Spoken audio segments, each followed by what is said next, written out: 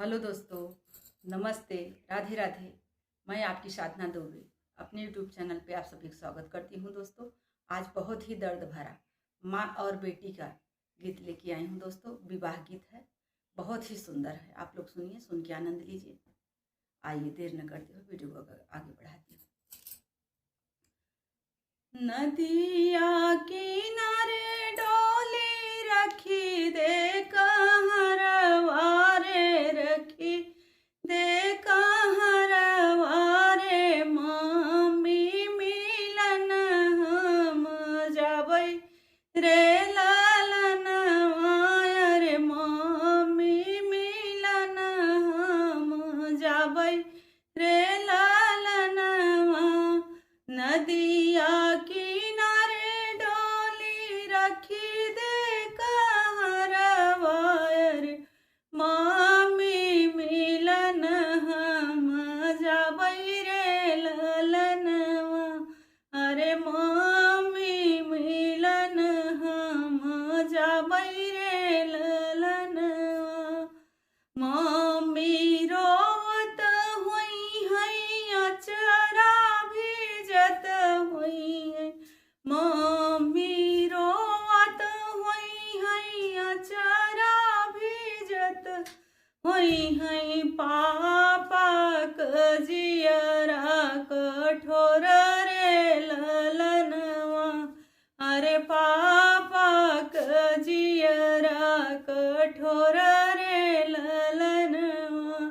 नदिया किनारे डोली रखी दे, कहरवा अरे चाची मिलन हम जाबै रे ललनवा।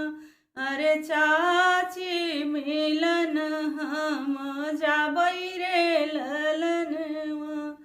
चाची रोवत हुई है, अचारा भीजत हुई है। चाचा क जियरा कठोर रे ललनवा।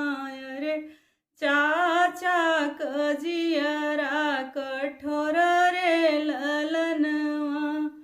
चाची रोवत हुई है, अचरा भीजत हुई है। चाचा क जियरा कठोर रे ललनवा। नदिया किनारे डोली ले चलू, कहरवा रे भाभी मिलन हम जाबै रे ललनवा।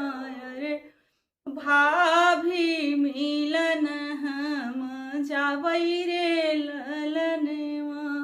भाभी रोवत हुई है, अचरा भीजत हुई है। भैया क जियरा कठोर रे ललनवा। अरे भैया क जियरा कठोर रे ललनवा। नदिया किनारे डोली ले चलू, कहरवा रे ले चलू, कहरवा रे मम्मी मिलन हम जाबै रे ललनवा। रे चाची मिलन हम जाबै रे ललनवा। रे भाभी मिलन हम जाबै रे ललनवा। भाभी मिलन हम जाबै रे ललनवा। धन्यवाद दोस्तों। यह गीत जैसा लगे कमेंट में जरूर बताइए। हर हर महादेव।